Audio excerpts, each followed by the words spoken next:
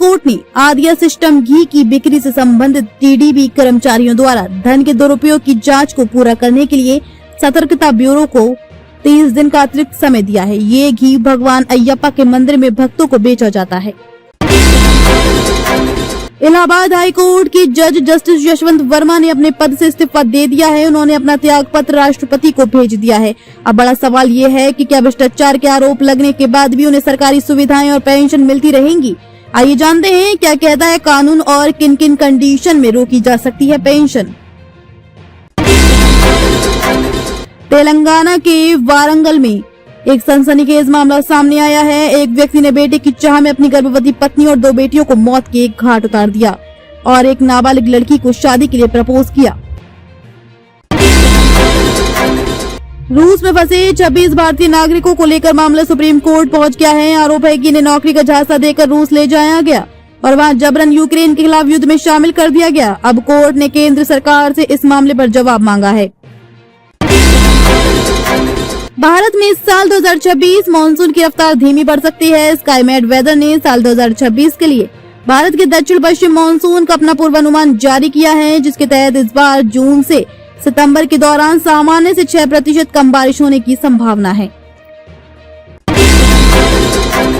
बंगाल विधानसभा चुनाव के ठीक 13 दिन पहले शुक्रवार को भारतीय जनता पार्टी बीजेपी ने अपने चुनावी वादों का पिटारा खोल दिया। गृह मंत्री अमित शाह ने कोलकाता में आयोजित एक कार्यक्रम के दौरान पार्टी का चुनावी घोषणा पत्र जारी किया। इस घोषणा पत्र को पार्टी ने भरोसा पत्र नाम दिया गया है। इसमें महिलाओं से लेकर युवाओं तक प्रमुख वोटर वर्ग के लिए नकदी के वादे किए गए हैं। भारतीय सेना ने गुरुवार को पोखरण फायरिंग रेंज में ब्रह्मास्त्र लाइव फायरिंग अभ्यास के दौरान अपने attack helicopter Boeing AH-64 Apache की युद्ध क्षमता का प्रदर्शन किया।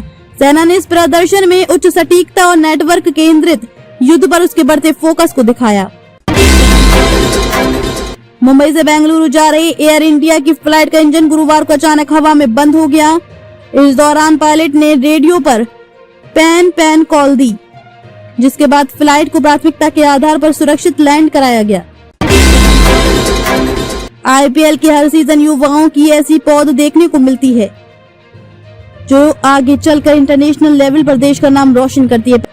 पहली दूसरी बार IPL खेल रहे कई युवा इस 19वें सीजन में एक पारी खेलकर रातों रात स्टार बन गए हैं। उन्होंने लीग के इतिहास में सुनहरे अक्षरों में अपना नाम दर्ज करा लिया है।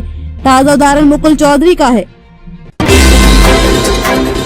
भारत निर्वाचन आयोग के निर्देश पर करीब 6 माह तक चले विशेष सघन मतदाता पुनरीक्षण अभियान यानी SIR के बाद शुक्रवार को अंतिम मतदाता सूची प्रकाशित कर दी गई। बलरामपुर में SIR के बाद प्रकाशित मतदाता सूची ने राजनीतिक गलियारों में नई बहस छेड़ दी है।